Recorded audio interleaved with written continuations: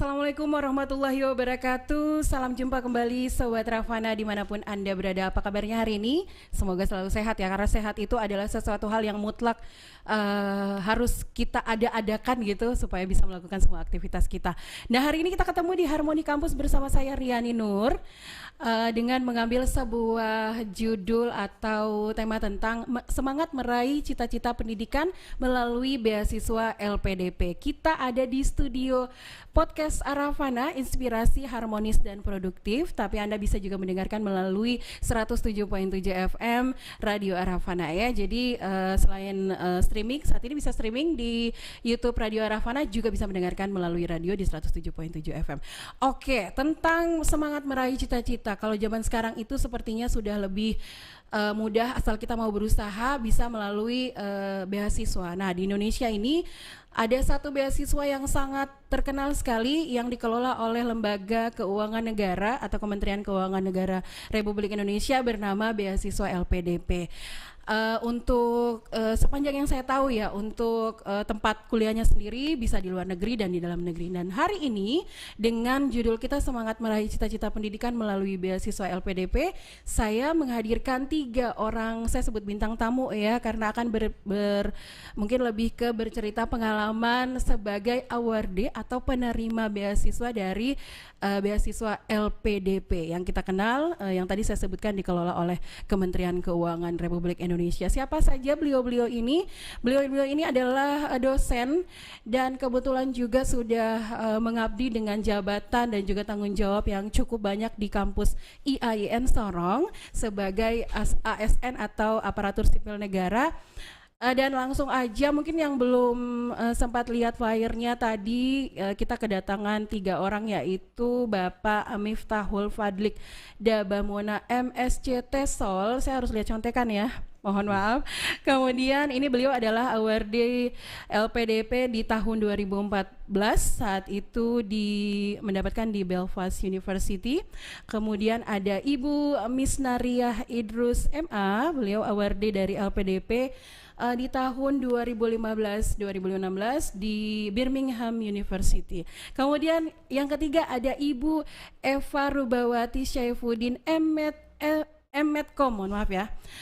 Beliau adalah awardee PK 104 tahun 2017 dari Universitas Airlangga. Benar ya Bu ya? Ya. Oke, langsung aja kita sapa beliau bertiga ini. Assalamualaikum warahmatullahi wabarakatuh. Waalaikumsalam warahmatullahi wabarakatuh. Senang sekali bisa mengawal atau bisa menimba ilmu bersama 3 narasumber saya atau 3 bintang tamu saya hari ini. Tadi saya benar ya nyebutin tempat kuliahnya ya Bapak dan Ibu ya. Betul. Jadi ada 2 dosen di IAIN Sorong, Sobat Ravana, yang mendapatkan atau menjadi awardee dari beasiswa LPDP dari luar negeri, kemudian juga ada 1 dari dalam negeri di Universitas Benafit di Indonesia. Nah, mungkin saya pengen tahu dulu tentang beasiswa LPDP ini yang singkat aja Bapak dan Ibu. Silakan nanti siapa yang menjelaskan mungkin atau memberikan gambaran tentang beasiswa LPDP ini. Lagi di sini mungkin udah sering ya Pak ya, sebagai Bapak dan Ibu bertiga ini pengurus Mata Garuda Papua Barat ya? Iya juga. Iya. Berarti itu masuk alumni, maksudnya itu alumni di situ ya, berkumpul di situ ya gitu. Nah, mungkin bisa dijelaskan sedikit tentang beasiswa LPDP ini. Silakan. Siapa ya? Beasiswa LPDP itu beasiswa yang dikelola oleh Kementerian Keuangan, betul benar. Tadi. Kemudian itu sudah mulai, kalau tidak salah diadakan tahun 2012. Mulai 2012 ya Pak ya? Mulai menerima di tahun 2013 buka seleksi. Kemudian saya sendiri mendapatkan beasiswa tadi seperti yang penyiar sampaikan ya. 2014 mendapatkan beasiswa ini, dan kemudian selesai studinya, memulai studi itu 2016 dan selesai 2017. Dan beasiswa dipersyaratkan, nah itu sudah bisa lulus, jadi tidak jadi seluas-luasnya nih, yang penting lulus gitu ya. Yang penting lulus, ya udah berangkat, ya udah dapat beasiswanya gitu. Jadi tidak kayak penerimaan pegawai yang ada kuotanya gitu, enggak. ada bagian lah gitu. Terus ini Bapak apakah di beasiswa LPDP itu ada bagian-bagiannya apa saja, maksudnya beasiswa apa gitu? Kalau nggak salah saya pernah dengar yang namanya afirmasi, kemudian apa gitu. Itu seperti apa itu Pak? Iya. Kalau beasiswa itu sendiri mungkin Atau mungkin contohnya kita ini ya. Oke. Kalau saya ini kan penerima beasiswa afirmasi. Nah, oke. Kemudian kalau Ibu Afirmasi itu apa, Pak?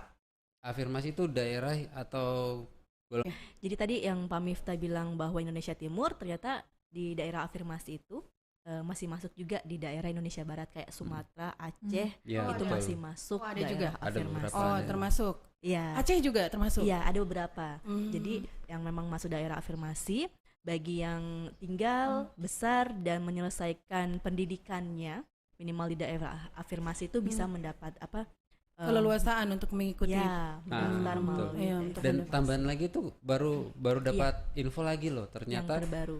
yang 10 terbaru yang tahun. tahun ini Minimal 10 10 tahun. walaupun penduduk yang tinggal di situ bukan tidak lahir di situ lahir, dan tidak tidak. menamatkan pendidikan dasar di situ tapi Sudah sudah 10 berdomisili minimal 10 tahun Itu bisa. itu Oh, bisa berarti mendaftar. dipermudah, lebih dipermudah Iya, ya. iya. Oke, ya. Jadi Sobat Rahwana, saya memang ada terima tapi tidak begitu banyak informasi tentang LPDP ini, makanya ketika di sini kita langsung konfirmasi langsung ke yang sudah mengalaminya dari awal sampai kemudian bisa jadi seorang dosen, seorang ASN di Yayan Sorong. Jadi memang itu tadi Pak, yang saya dengar itu kan harus SD, lahir SD, SMP, SMA ya. tahun lalu itu. Itu terakhir tahun lalu. Berarti yang seterusnya dari mulai tahun ini yang Boleh terbaru ini 10 tahun. minimal 10 tahun tinggal di 10 tahun Sorong sudah. misalnya, Iya. atau tinggal Di daerah afirmasi. di daerah afirmasi tadi. Oke, berarti Ibu Eva juga melalui jalur Iya, afirmasi tadi. Terus mungkin kalau berarti ada dua ya, afirmasi dan reguler ya.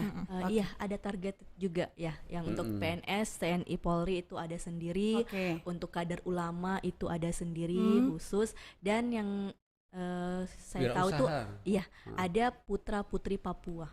Oh, ini khusus untuk warga asli berarti. Iya, mereka yang salah satu orang tuanya merupakan suku lokal Papua, itu ada khusus putra putri Papua. Tapi ada perbedaan Bu dari perekrutannya, misalnya persyaratannya, ada perbedaan yang signifikan tidak dari masing-masing bagian itu? Ya, kalau yang perbedaannya tadi ya, yang reguler dengan afirmasi itu kan dari TOEFL-nya ya, standar TOEFL. Nah, kalau untuk afirmasi Dengan yang putra putri putri Papua, Papua itu juga di TOEFL. TOEFL-nya putra putri Papua tidak ada, dipersyaratkan. iya, Oh iya, tidak ada tidak passing dipersyaratkan. grade-nya. Oke, tidak ada passing grade-nya. Tapi nanti Ya. kemudian pasti ada kelas persiapannya Ada juga. namanya persiapan keberangkatan, dan ada khusus untuk putra putri Papua. Nah, pengen tahu juga LOA itu apa itu LOA? LOA itu Letter of Acceptance. Itu berupa apa itu? Nah, LOA itu sebenarnya ada dua, ada LOA kampus, ada LOA beasiswa. Jadi surat pernyataan yang menyatakan bahwa kita sudah diterima. Diterima? Kalau LOA kampus berarti diterima untuk berkuliah. Oh, begitu. Iya. Jadi tadi kalau reguler berarti sudah harus ada LOA tadi. Iya. Sudah lengkap semua. Kalau Iya, betul. yang afirmasi boleh kemudiannya gitu. Ya benar ya Bu ya? Seperti itu ya. Oke. Terus dari ininya berarti mempersiapkan TOEFL tadi. Ya, itu yang Kemudian pertama. perbedaannya ini dalam mungkin tadi gambaran tentang beasiswa LPDP itu Sobat Rahwana sudah dengerin dan sudah saksikan bagaimana penjelasan dari bintang tamu kita hari ini, dari Bapak dan Ibu dosen. Mungkin langsung pengen tahu bagaimana sih, saya sangat penasaran bagaimana perjalanan memperoleh beasiswa itu sampai berkuliah, sampai kemudian menamatkan gitu. Karena kita, kalau saya pribadi sih kemarin ngintip-ngintip sedikit di ini. Dua teman saya ini ya, mereka kan memilih di luar negeri gitu kan. Ya, dan memang karena jurusannya juga adalah bahasa Inggris, memang lebih afdol kalau kita di Inggris. Hebat seperti berdua ini kuliah semua di luar negeri, terus siapa yang mau kuliah di dalam negeri? Sementara standarisasi, bahkan saya bilang kualitas pendidikan Indonesia itu tidak kalah dengan di luar negeri. Betul. Jadi saya memutuskan untuk di dalam negeri saja. Jadi memang calon mahasiswanya sendiri yang langsung memilih tempat kuliah ya. Benar. Ibu memilih Erlangga, Ya, Universitas Erlangga saat itu. Ketika itu saya ilmu komunikasinya karena saya pikir lebih dekat. Namun ketika perjalanan ada yang menawarkan bahwa kenapa tidak ke Erlangga, karena di Erlangga itu dia langsung media dan komunikasi. Nah, itu kan dibutuhkan untuk saat ini. Oleh karenanya saya meminta kepada LPDP saat itu untuk menukar ke Universitas Erlangga. Wah, itu persyaratannya cukup rumit ya. Pas mengajukan perpindahan Ya, itu. mengajukan perpindahan kampus tuh cukup rumit karena persyaratan utama adalah kampus tujuan berikutnya harus lebih tinggi dari kampus sebelumnya. Iya, Oh betul. begitu. Iya. Saya harus punya surat. Kalau sekarang tuh nggak Kalau bisa. nggak bisa. Oh jadi sudah Untuk tidak tahun boleh lagi sekarang tidak sekarang. boleh. Jadi kalau misalnya sudah milih ini ya udah di sini Iya, aja. udah. Tidak ada lagi Iya. pengajuan untuk pindah. Betul. Gitu. Yang kalau afirmasi itu bisa memilih 3 ya. Kalau belum diterima itu boleh memilih 3 kampus dan harus di 3 kampus itu. Tidak bisa pindah lagi. Oh begitu. Jadi kemarin Ibu Eva milih 3 kampus? Itu belum. Saya masih Oh aturan belum lama. gitu, masih belum ada ya. Ya. Kemarin langsung satu Universitas Langsung Hasanuddin satu. aja. Iya. Oh oke. Berarti M-Medcom ini media komunikasi gitu ya Iya, berarti? Magister media komunikasi. Terus dari mulai setelah persiapan keberangkatan tadi ya, Iya. namanya PK, sampai ke benar-benar kuliahnya itu langsung ya Bu? Kalau alhamdulillah kalau dalam negeri itu langsung. Hmm. Saya ikut tes LPDP 2016, semua diumumkan itu Desember 2016. 2017 sudah mulai ikut persiapan keberangkatan. Saya juga ikut tes di universitasnya, lolos langsung saya kuliah. Mungkin beda dengan yang luar negeri. Luar negeri itu prosesnya agak panjang ya. Kalau dalam negeri lumayan agak cepat. Meskipun ya kurang lebih 1 tahunan. Persiapan keberangkatannya apa aja Bu? Itu ada kayak materi-materi, kita mendapatkan materi dari beberapa tokoh. Kita juga dilatih mengenai kepemimpinan, kedisiplinan, ya pasti Ya, tahu itu lah penting. Pak Miftah ya Itu bilang. semua dapat ya? Semua Iya. sama. Oke. Jam 3 subuh kita sudah harus siap. Ketika ada bunyi lonceng langsung kita harus sudah siap. Kelas call. Bener itu. ala militer juga berarti Iya, begitu ya? ada semi-semi militer. Oh, Bener. semi-semi militer untuk disiplin Tapi gitu. seru. Tapi agak terkini, mungkin Iya, terkini. tidak terlalu militer juga. Semi lah. Pokoknya setengah lah gitu. Jadi kalau di aula itu sudah Bunyi. ada bunyi, Itu kita harus itu siap-siap waktu tuh. itu saya tuh lagunya siapa itu saya lupa. Tapi kelas call. Jadi sampai sekarang dengar lagu itu saya jadi ingat saya itu harus bangun. Gitu. Kalau saya ku petik bintang gitu loh. Ku petik Oh bintang. gitu. Wah, lagunya semangat banget ya. Itu Oh udah jadi langsung bergegas nih. Oh ini waktunya untuk ini gitu. belum di kamar berapa orang, antri mandinya berapa? Ah, Baru kita harus punya, kalau waktu itu saya seru, pakai seru. aturan apa namanya, kita punya teman. Jadi kalau kita punya teman tidak ada, kita harus cari dia. Iya. oh gitu. Ya Allah berarti harus siapin grupnya lah gitu ya. Ah, Nggak iya, bisa betul. muncul sendiri ujuk-ujuk gitu ya. Ya karena memang kekompakan juga yang dilatih kan. Oke, pantesan solid ya. Karena terbangun sejak awal ini, makanya solid sekali. Walaupun mungkin ya tempat kuliahnya berbeda tapi sama. Nah, terus setelah itu persiapan keberangkatan itu berapa lama, Bu? Berapa hari ya? Saya 1 minggu ya, kurang lebih. Saya Iya. 1 minggu. Untuk walaupun dalam dan luar tetap sama. Itu saya membuktikan ya, Kades. Akhirnya saya itu satu angkatan 30 orang ya, dan semuanya dari barat. Saya sendirian dari Indonesia Maksudnya Timur. di Erlangga ini? Iya, di angkatan saya Oh, dia, Medcom. oke. 2017. Dan saya adalah orang pertama yang menyelesaikan magister. Saya lulus orang pertama. Yang orang dari Papua yang dibilang begitu ya. Bisa Anak dari Papua, iya benar. Nggak pernah sekolah di luar. Iya, nggak pernah sekolah di Karena luar. memang selalu kalau dari Papua tuh underestimate-nya tuh ada Benar, di itu. sekolah-sekolah luar tuh kita Jadi, selalu dapat iya, itu. benar. Karena saya juga punya pengalaman sekolah dari Papua pindah ke ini sih. Kayak gitu kan. Jadi Tapi bisa itulah. membuktikan. Bisa, dan itulah. Walaupun dosen killer. Banyak ya dosen. Walaupun dosen killer. Halo mahasiswa Ian Sorong. Iya, pada akhirnya seperti itu karena apa yang saya alami saya tidak mau nanti mahasiswa IAIN seorang pun mengalami. Saya nggak tahu nanti yang luar negeri bagaimana ya. Tapi rasanya di Indonesia tuh kayaknya jauh lebih ininya bullyingnya terlalu. Dan mereka itu bahwa di Sorong tuh sangat primitif, sangat tertinggal. Bahkan tidak seperti itu. Ya, itu yang coba saya mau rubah pelan-pelan. Benar Kades, saya tuh sampai pegawai perpustakaan Airlangga itu kayaknya kenal saya. Karena Selalu menghabiskan waktu di sana. 24 jam ya nginap di Iya. situ. Kamu tuh effort harus total memang ketika bersekolah.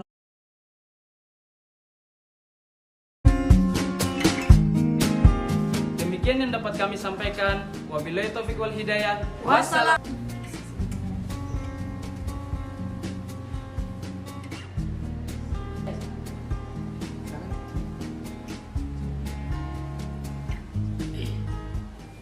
Assalamualaikum Ade.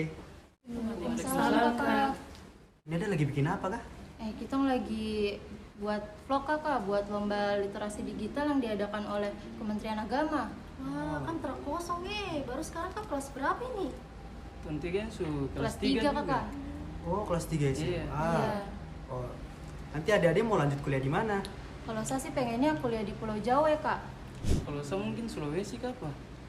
Kalau saya di Papua saja karena saya orang asli Papua. Saya bangga dengan Papua, jadi saya kuliah di Papua saja. Oh, Papua. Baru kakak dong kuliah di mana? Kalau kita kuliah di IAIN Sorong. Oh, berarti di kampusnya. Oh, terada di kita punya kampus di IAIN Sorong dan PTKIN seluruh Indonesia itu tidak hanya diajarkan tentang keagamaan saja, tapi juga diajarkan tentang kesenian, kebudayaan, broadcasting, dan juga nge-vlog seperti kami ini. Oh begitu. Baru bagaimana ya kak cara masuknya PTKIN? Jadi kalau buat masuk PTKIN itu adik-adik bisa mendaftarkan diri untuk ujian di SPAN PTKIN. SPAN PTKN itu apa kan? Nah, SPAN PTKIN itu merupakan seleksi prestasi akademik nasional yang menggunakan nilai rapot dan prestasi adik-adik semua toh. Nah, itu juga buat masuk ke perguruan tinggi keagamaan Islam negeri dan itu diadakan serentak di seluruh Indonesia untuk calon mahasiswa baru seperti kami ini. Oh iya kak, cara daftarnya gimana kakak? Nah, jadi buat mendaftarkan SPAN PTKIN itu mudah deh, bisa dengan cara online, dengan mendaftarkan diri di website atau di aplikasi SPAN PTKIN. Untuk info lebih lanjutnya, adik-adik bisa mendatangi PTKIN terdekat. Kalau misalnya kita kan lagi di Sorong ini, berarti PTKIN terdekat ada di IAIN Sorong. Oh kak, berarti saya nih bisa daftar di PTKIN di Pulau Jawa ya? Oh, sangat bisa deh karena di SPAN PTKIN itu ada 3 kampus. Tapi yang paling utama itu yang paling terdekat sama kalian toh. Terima kasih ya kak atas infonya. Oh iya, sama-sama adik. Oh iya, ini kakak ada 3 brosur nih buat kalian. Siapa tahu bisa menambahkan minat adik-adik toh buat daftar di PTKIN. Iya, sama-sama. Kalau gitu kita duluan ya. Oh iya kak. Assalamualaikum.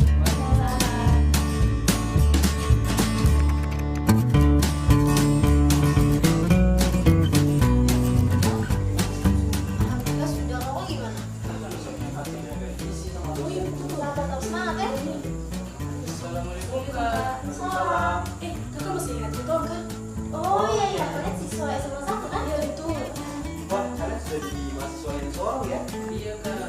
Kak Selain mau kata dong yang berikan kita informasi tentang jalur SPAN PTKN. Iya, sama-sama deh. Oh iya, kamu tahu yang satu di mana? Oh tong teman yang satunya di Pulau Jawa kak, tapi lewat jalur SPAN PTKN juga. Wah, alhamdulillah. Oh iya, kalian yang menang lomba tarian tingkat nasional kan? Iya kak. Wah, kalian hebat ya. Iya makasih Selamat. banyak. Kasih banyak. Kalau gitu kita duluan ya. Ayo kak, hati-hati. Iya. Selamat ya. Iya iya. Kamu tara kosong baru bagaimana sampai kamu bisa juara tarian tingkat nasional ini? Alhamdulillah juga, tentu tak menyangka toh bisa menang dalam lomba tarian ini. Karena pas SMA itu Tung sudah sering ikut-ikut lomba juga, khususnya lomba-lomba tarian adat Papua toh. Nah betul, kita di SMA itu kita memiliki bakat yang kuat. Jadi kita masuk mendaftar melalui jalur SPAN PTKIN. Oh, kamu dong masuk di IAIN Sorong ikut jalur SPAN PTKIN nih? Iya betul, PTKN kan tentang bagaimana cara kita untuk mengembangkan kita punya bakat dan minat toh. Ih, kita dua terasa lah masuk kampus IAIN Sorong nih. Iya betul. Oh, oke. Kita mulai rekam video ya. Ayo, siap. Kamera siap. Siap. Hitungan mulai dalam 3, 2, 1, action. Adik-adik, kakak-kakak dong semua jangan lupa daftar di PTKIN seluruh Indonesia melalui jalur SPAN PTKIN. Dan mau datang ke PTKIN terdekat di kotamu. PTKIN, kita pilihan. Masuk PTKIN, pasti keren.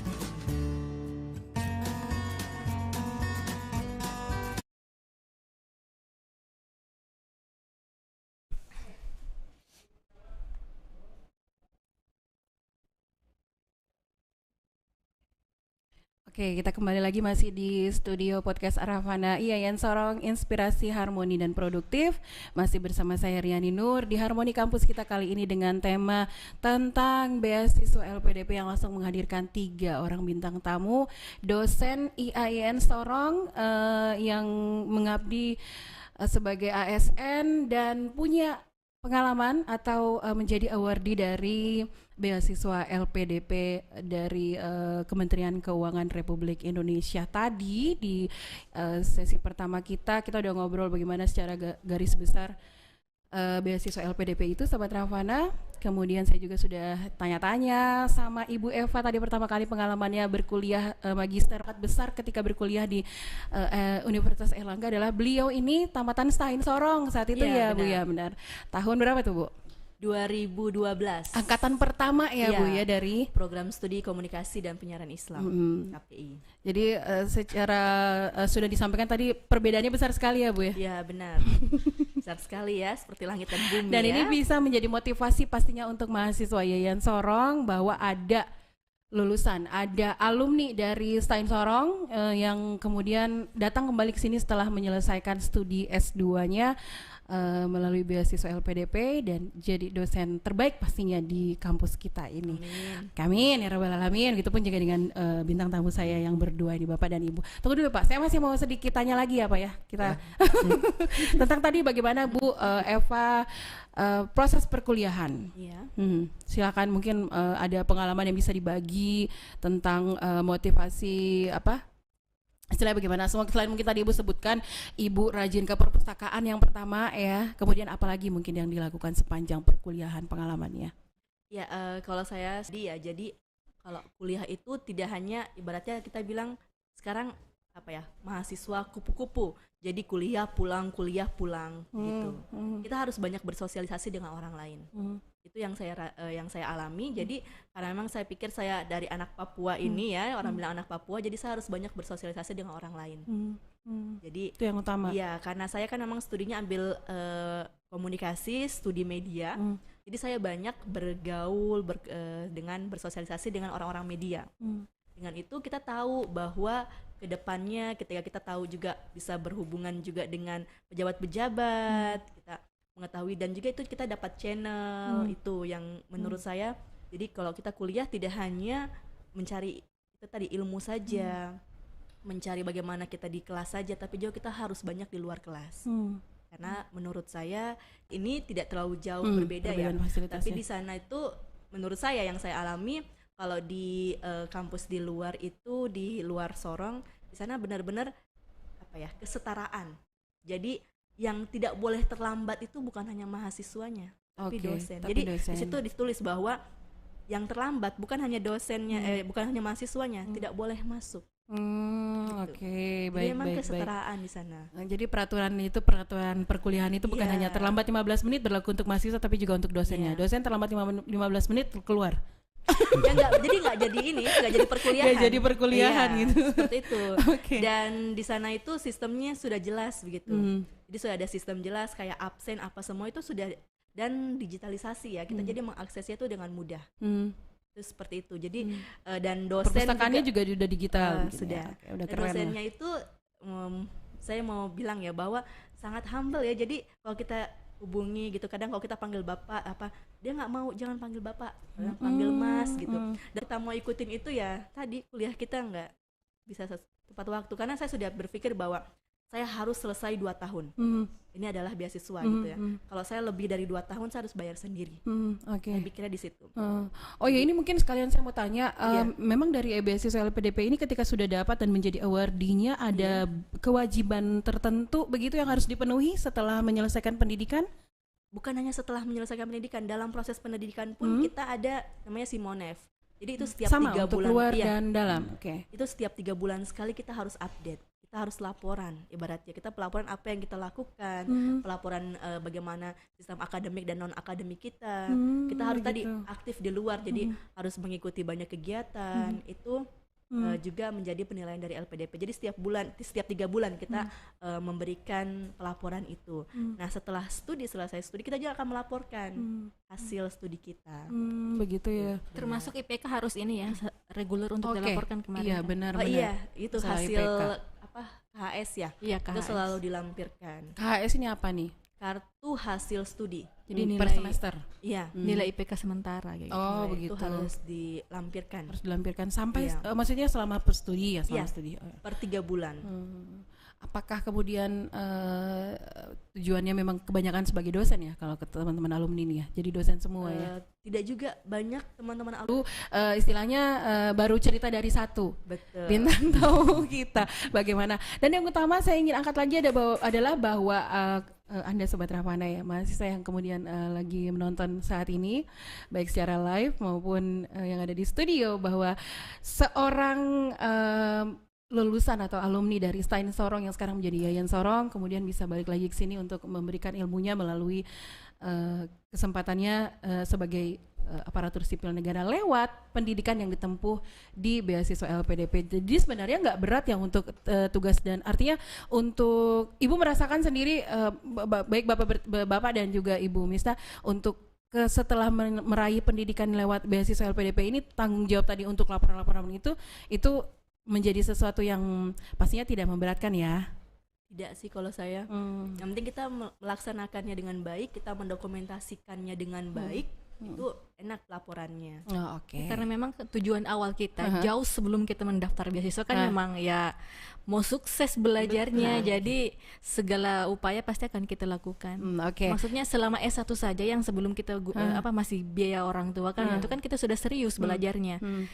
Mungkin kalau bahkan kuliah itu mungkin cuma kayak kalau saya dulu ya, kuliah 40%, 60% organisasi dan kegiatan sosial lainnya.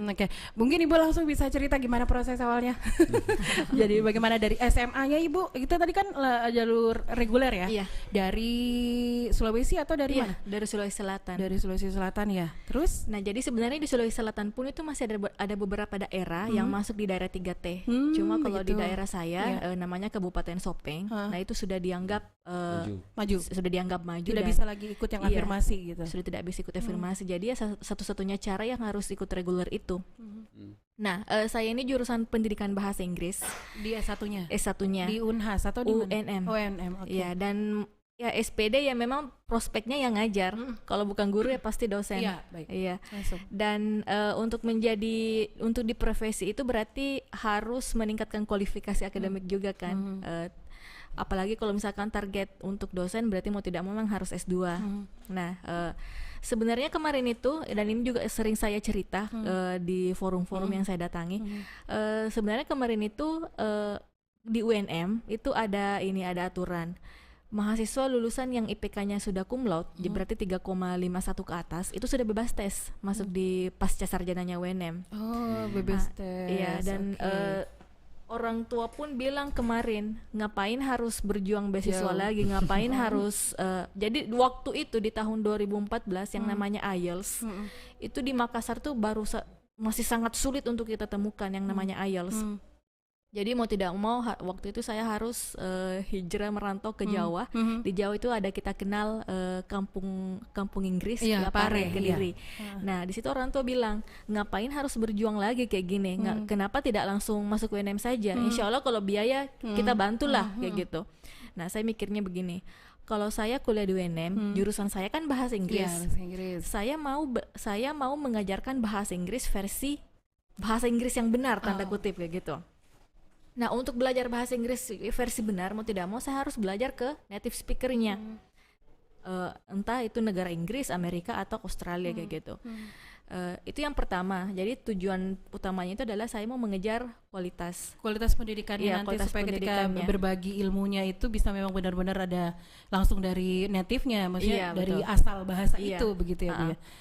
Nah, yang kedua, saya mikirnya kuliah S2 di dalam negeri itu biaya pribadi itu nggak murah gitu, tidak murah, dan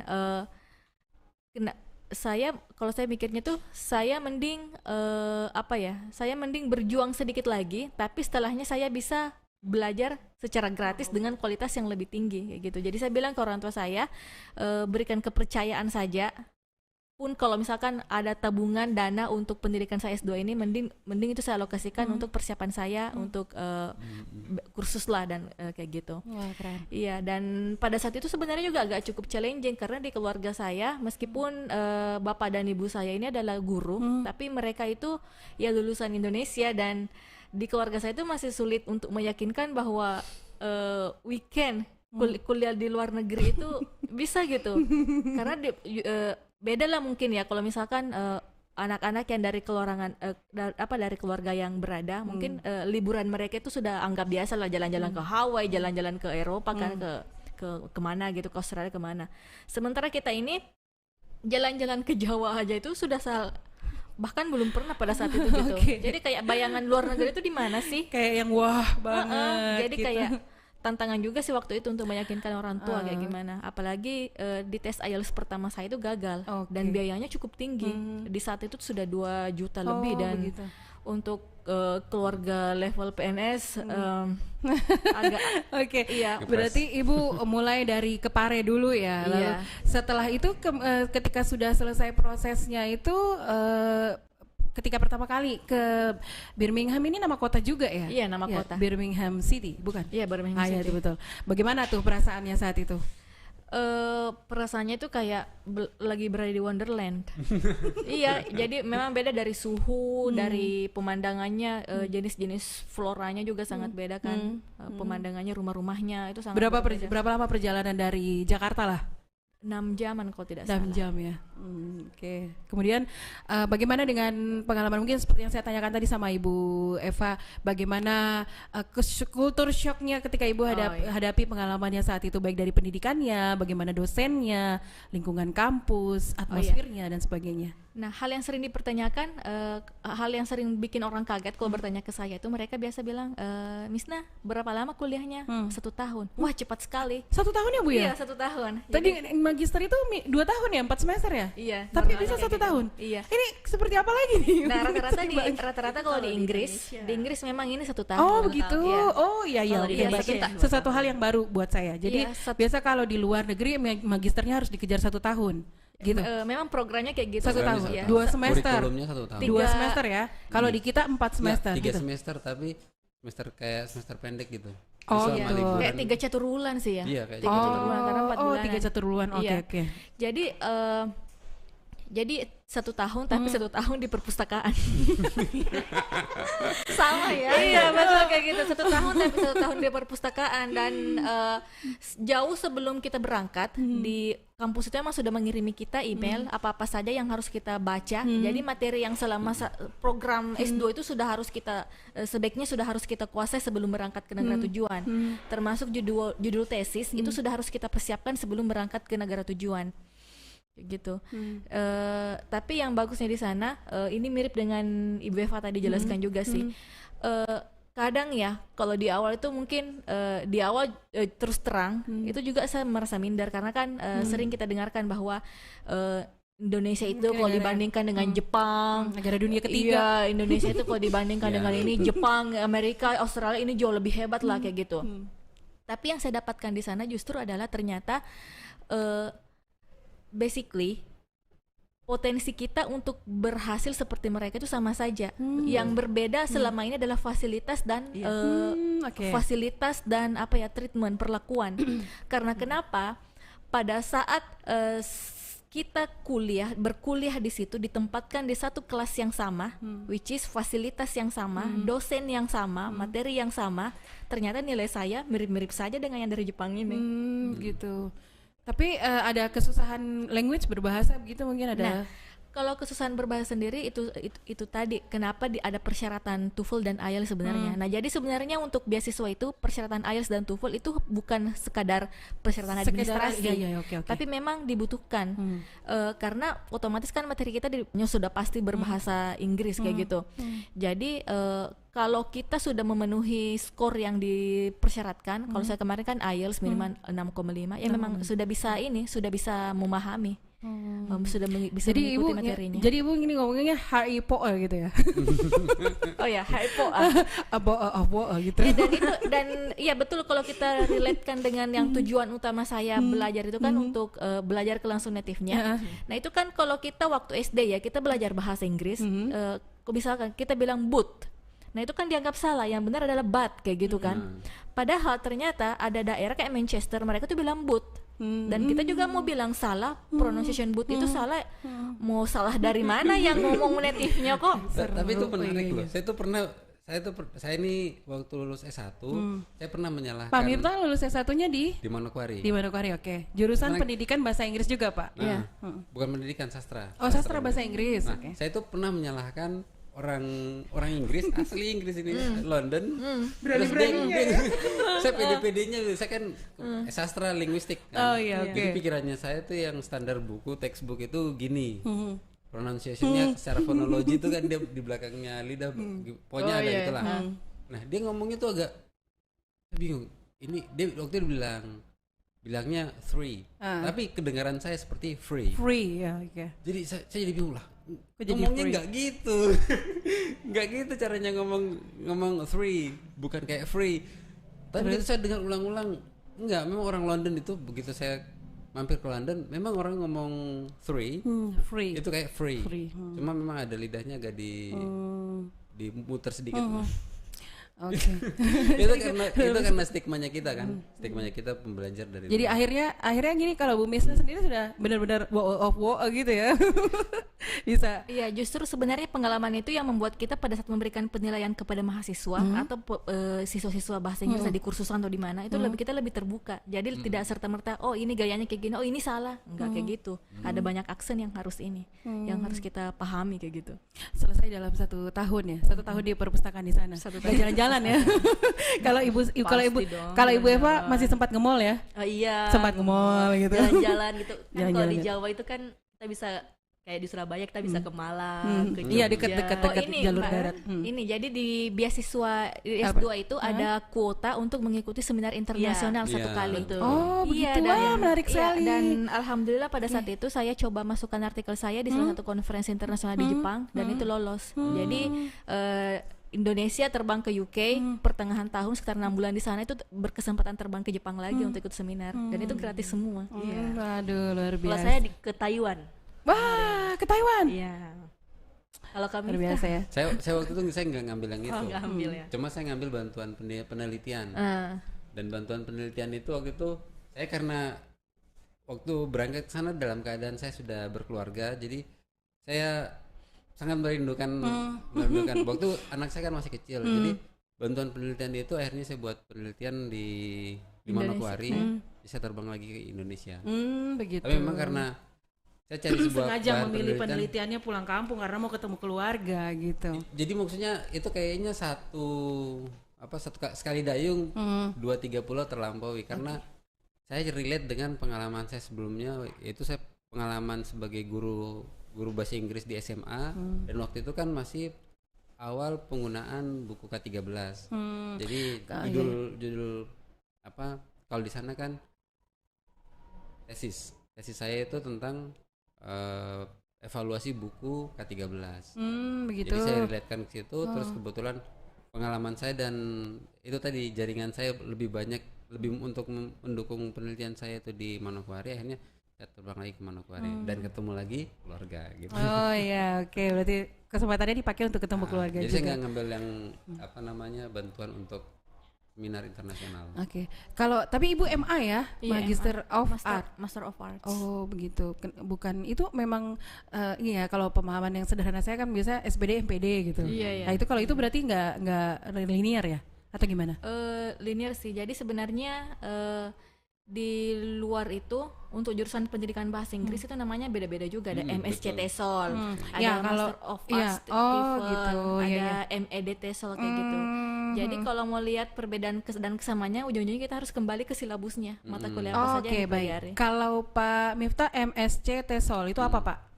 MSc itu kan saya pikir itu waktu itu program studi saya ada di bawah School of Science. School of Science dari Belfast University. Dan gelar yang dikeluarkan dari School of Science itu ya MSc. Nah, konsentrasinya baru TESOL. Cuma teaching English. Teaching English to speakers of other languages. Oke, berarti. Nah, kalau di Australia setahu saya itu baru MEd TESOL. Oh, begitu. Kalau memang di tempat kuliah itu namanya MSc. TEFL. Saya TEFL. Iya, TEFL, tapi yang di ijazah itu cuma MA-nya. MA, tertulis MA-nya aja. Saya juga di ijazah cuma MSc. Tapi makanya kalau kadang saya nulis TESOL itu dalam kurung, cuma orang yang mungkin tidak terlalu paham bagaimana apa asal usulnya TESOL itu akhirnya ditulis itu sebagai gelar. Padahal enggak. Padahal kan enggak, itu hanya penjelas saja gitu.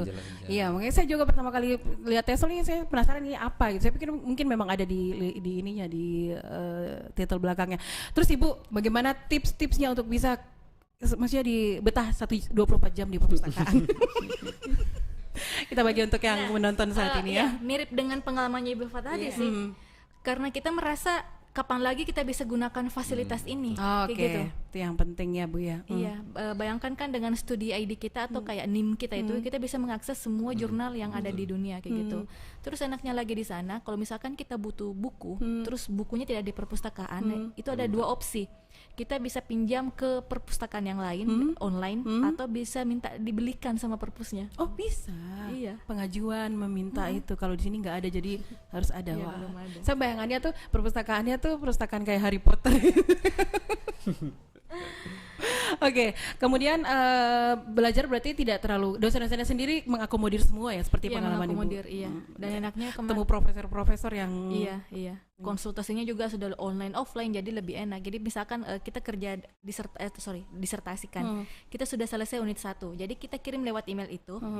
Sambil tunggu feedback dari pembimbing, kita kerjakan lagi yang unit 2. Nah, ini beda sekali dengan waktu S1 saya. Terus terang waktu S1 itu waktu mengerjakan skripsi itu lebih banyak waktu habis untuk mencari tanda tangan dosen sebenarnya. Iya. Oke. Dan itu yang saya coba terapkan sih ke mahasiswa sekarang. Oke, benar dengan pengalaman yang ada di sana ya. Iya. Tapi tidak apa istilah tidak kedinginan gitu ya. Maksudnya tidak tubuh bisa beradaptasi dengan cuaca dingin yang ekstrim gitu. Bisa aja ya. Iya bisa. Aman-aman ya. Itu kan alatnya sudah pasti ada. Di setiap kesulitan pasti ada inilah. Ada kemudahan, sudah ada trik-trik dan sebagainya lah. Kalau Pak Miftah bagaimana? Memisna itu lebih enak karena kenapa? kalau saya pikir Memisna datang di bulan September pas musimnya Hangat. Inggris itu pas indah-indahnya. Oh gitu. Oh iya. Kalau Pak Miftah? Jadi kalau saya datang pas Inggris itu dalam keadaan suram-suramnya, bukan maksudnya gini. Saya datang pas winter karena saya masuk semester genap. Iya, jadi kalau yang kita pikirkan mau ke luar negeri tuh kejar saljunya kayak gitu. Nah, sebenarnya di luar negeri tuh di musim salju justru kota mati. Kota mati ya, nggak ada Orang kehidupan. menghindar itu. Itu bagaimana belajarnya Pak? Bapak berapa? 1 tahun juga? Salju itu cuma asik. Cuma Dilihat asik itu tuh, cuma satu sampai 2 hari. Cuma asik di foto mungkin. Nah, cuma asik di foto, tapi di belakang itu untuk kita sampai keluar untuk ambil foto itu perjuangan. Iya begitu ya. Waduh, ini Cuma yang mungkin mau siap-siap kuliah di luar negeri nih asik nih. Kita dari Indonesia jadi kita sendiri yang udik. Jadi kalau pas lagi salju Kita sendiri yang udik banget. Iya benar. Jadi pas salju di di kompleks tempat kontrakan itu. Jadi dia nggak nyebut flat kontrakan namanya. Cuma kita yang keluar. Nah, saya dengan beberapa teman cuma kita yang keluar dan kita lihat-lihat salju kita foto-foto. 1 tahun. Itu cuma berlangsung nggak sampai setengah jam. Oke. Udiknya habis karena kedinginan. Udah masuk lagi. Tiba-tiba kangen anak istri di Indonesia gitu. Karena maksudnya dengan suasana yang ekstrim begitu ya. Terus Pak, apakah sama seperti Bu Misna 24 jam di perpustakaan? Pernah. Cuma perpustakaannya tuh mungkin pas mau exam itu musim exam itu baru nanti kampus buka 24 jam. Oh, begitu. Kampus di sana buka 24 jam. Jadi kita juga kita stay di kampus 24 jam, kita bawa bekal, kita bawa jajan. Kita memang kita habiskan waktu di perpustakaan. Untuk bagaimana dengan dosen-dosennya sendiri mengakomodir semua ya, lancar? Pernah saya pernah dalam satu saat itu saya kayak pingin menyerah. Oh pernah, waduh tidak bisa diceritain nih. Terus saya pernah akhirnya dipanggil dosen konsultasi. Saya dipanggil ke ruangannya, dia cerita. Sudah nggak lama kemudian dia menganggap wah saya ini culture shock. Terus pernah itu akhirnya dia tuh ngundang anak-anak yang mahasiswa internasional ke rumahnya. Kita Halloween party. Oh gitu. Nah, ini kita kesana, ya itu kita craft pumpkin, bikin labu, terus kasih lilin di dalam. Gitu. Jadi banget ya dosennya. Dia dosennya ngundang ke rumahnya. Ya, dan di sana memang itu psychological condition mahasiswa itu sangat diperhatikan. Gitu. Dari LPDP sendiri ada penasihat pembelajarnya apa yang akademik kan namanya? Enggak ada ya? Langsung ke kampusnya masing-masing ya. Oh, begitu ya. Oh, ya oke. Termasuk pada saat dosen memberikan feedback ke skripsi itu enggak boleh ada kata kasar. Harus sehalus. Kalau di Indonesia gimana? Di Indonesia masih sama ya? Enggak sih, tapi dia itu terutama mungkin saya ya pembimbing saya tuh jadi tadi yang dia siap di manapun gitu dan jadi kita kirim dulu di emailnya kirim ke emailnya dia, dan itu tadi kita nggak perlu ngeprint. Ya. Nah itu juga yang saya terapkan ke mahasiswa saya, oke. nggak pernah ngeprint. Jadi kita hanya Jadi kirim langsung? lewat email Ya, saja, oke. dia baca, iya kita ketemu di warung kopi ibaratnya, baru nanti dia berikan solusi. Ini kekurangannya, bagaimana kalau ditambahkan ini nanti ditambah gitu. Oke, terima kasih. Saya balik ke bagaimana culture shock yang dihadapi oleh Pak Miftah, sempat mau give up. Ya juga sih. Ya maksudnya mungkin ya kondisi psikologisnya saat Ya, itu memang seperti itu harus diakui dan menjadi sejarah hidup pastinya ya Pak ya. Ya. Tapi setelah Halloween party gitu langsung ngerasa ada efeknya ada. Ya istilahnya kita mulai berbaur dengan orang lain gitu. Itu di bulan Bapak 1 tahun juga ya? 1 tahun. 12 Jadi bulan di sana. waktu saya pergi, kenapa saya merasa maksudnya homesick benar-benar tuh karena saya pergi bulan saya di sana pas musim dingin, musimnya saya istilahnya mencari teman, saya senang kan ceritanya, saya senang olahraga dan saya akhirnya cari komunitas. So di luar negeri dari LPDP. Nah, yang sempat bikin saya heran kemarin itu kan jenis studi itu kan ada 2, ada part time, ada full time. Sementara kita penerima beasiswa itu harus full time, harus full time kan. Tapi saya bingung, ini kan katanya full time tapi mata kuliah cuma 3 per semester gitu kan. Nah ternyata full time itu bukan bermaksudnya full time dalam kelas, tapi full time itu di luar kelas. Jadi sebelum kita masuk kelas diskusi itu sudah ada daftar bacaan. Itu kadang sampai 5 jurnal yang harus kita tamati, dan bukan harus hanya tamati sih, harus kita kritisi di awal. Jadi pertama cuma 3 ini. Ternyata satunya aja udah banyak yang harus di ini ya. Iya betul. Jadi misalkan ada topik nih di luar kelas itu, sebelum kelas itu kita sudah harus menguasai topiknya, termasuk dengan perdebatan ahli tentang topik tersebut. Kita sudah harus anggap tengah lah kayak gitu. Betul. Pas di sini ternyata ada banyak teori yang harus saya adaptasikan gitu. Ada teori pengajaran yang harus saya adaptasikan. Pas di Sorong. Iya, pas di Sorong. Jadi beda lagi ya. Iya. Basicnya dari sana terus ternyata berkarirnya di sini gitu ya. Iya, dan mau tidak mau itu kita tidak bisa bilang, wah waktu saya di S1 di kampus ini kita kayak gini kok. Nggak boleh. Pas kita di sini ada banyak background, termasuk mungkin kalau teman-teman S1 saya kan anggap mereka betul-betul full time student lah kayak gitu. Satu yang menjadi saya punya ketakutan dan saya jadikan motivasi adalah saya ini adalah penerima beasiswa, saya adalah seorang bapak, seorang suami, dan menurut saya dan beberapa teman saya tuh istilahnya kita saling satukan persepsi lah. Kita ini penerima beasiswa, kita adalah pilihan negara, kita menjadi representasinya orang Indonesia di kancah internasional, dan kita jangan malu-maluin. Itu yang kadang itu jadi beban moral, beban buat saya, dan saya jadikan saya ngambil sebagai motivasi saya, terus saya jadikan ya semangat lah untuk belajar. Dan mungkin satu buat mahasiswa atau yang mendengarkan ini, kita nggak usah merasa minder kalau kita punya bahasa Inggris itu kurang. Medok. Kita istilahkan kan pada saatnya dirimu. Saatnya gini. Itu sosialisasi LPDP tahun lalu. Tahun lalu ya, tapi masih bisa relate lah ya. Masih pasti sangat kena banget. Oke. Terima kasih pastinya kepada ketiga narasumber. Satu kesempatan yang luar biasa dengan ilmu yang baru. Beasiswa LPDP ini terbuka tanpa kuota, tadi disebutkan oleh Pak Miftah. Kemudian juga ada banyak jalurnya, Anda bisa banyak cari informasi dari mana-mana, dan sudah ada bukti nyata yang terus bisa berkiprah di paling tidak di Kota Sorong yang kedepannya akan menjadi sebuah kota metropolitan juga. Ini saatnya untuk dirimu, amin ya. Oke, kita pamit aja ya Bapak dan Ibu. Terima kasih untuk kesempatannya kali ini. Saya Riani Nur pamit dulu ya. Pamit dulu, dan kita ketemu di lain kesempatan. Assalamualaikum warahmatullahi wabarakatuh. Waalaikumsalam warahmatullahi wabarakatuh.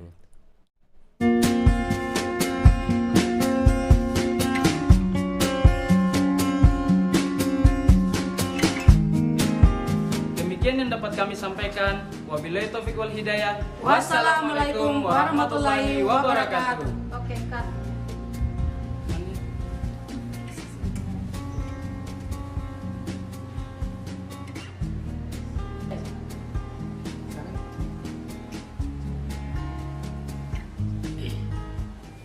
Assalamualaikum Ade. Waalaikumsalam, Kak. Ini Ade lagi bikin apa kah? Kita lagi buat vlog kakak, buat lomba literasi digital yang diadakan oleh Kementerian Agama. Wah, kan terkosong baru sekarang kan kelas berapa ini? Tentu kan Kelas 3 kakak. Oh, kelas 3 sih. Iya. Iya. Oh. Nanti adik-adik mau lanjut kuliah di mana? Kalau saya sih pengennya kuliah di Pulau Jawa ya kak. Kalau saya mungkin Sulawesi kah, Pak? Kalau saya di Papua saja karena saya orang asli Papua. Saya bangga dengan Papua, jadi saya kuliah di Papua saja. Oh, Papua. Baru kakak dong kuliah di mana? Kalau kita kuliah di IAIN Sorong. Oh, berarti di kampusnya kakak ini belajar keagamaan aja. Diajarkan tentang keagamaan saja, tapi juga diajarkan tentang kesenian, kebudayaan, broadcasting, dan juga nge-vlog seperti kami ini. Oh begitu. Baru bagaimana ya kak cara masuknya PTKIN? Jadi kalau buat masuk PTKIN itu adik-adik bisa mendaftarkan diri untuk ujian di SPAN PTKIN. SPAN PTKIN itu apa kan? Nah, SPAN PTKIN itu merupakan seleksi prestasi akademik nasional yang menggunakan nilai rapot dan prestasi adik-adik semua toh. Nah, itu juga buat masuk ke perguruan tinggi keagamaan Islam negeri, dan itu diadakan serentak di seluruh Indonesia untuk calon mahasiswa baru seperti kami ini. Oh iya kak, cara daftarnya gimana kakak? Nah, jadi buat mendaftarkan SPAN PTKIN itu mudah deh, bisa dengan cara online, dengan mendaftarkan diri di website atau di aplikasi SPAN PTKIN. Untuk info lebih lanjutnya, adik-adik bisa mendatangi PTKIN terdekat. Kalau misalnya kita kan lagi di Sorong ini, berarti PTKIN terdekat ada di IAIN Sorong. Oh kak, berarti saya ini bisa daftar di PTKIN di Pulau Jawa ya? Oh, sangat bisa deh, karena di SPAN PTKIN itu ada 3 kampus. Tapi yang paling utama itu yang paling terdekat sama kalian toh. Terima kasih ya kak atas infonya. Oh iya, sama-sama adik. Oh iya, ini kakak ada 3 brosur nih buat kalian. Sebab itu bisa menambahkan minat adik-adik toh buat daftar di PTKIN. Iya, sama-sama. Kalau gitu kita duluan ya. Oh iya kak. Assalamualaikum.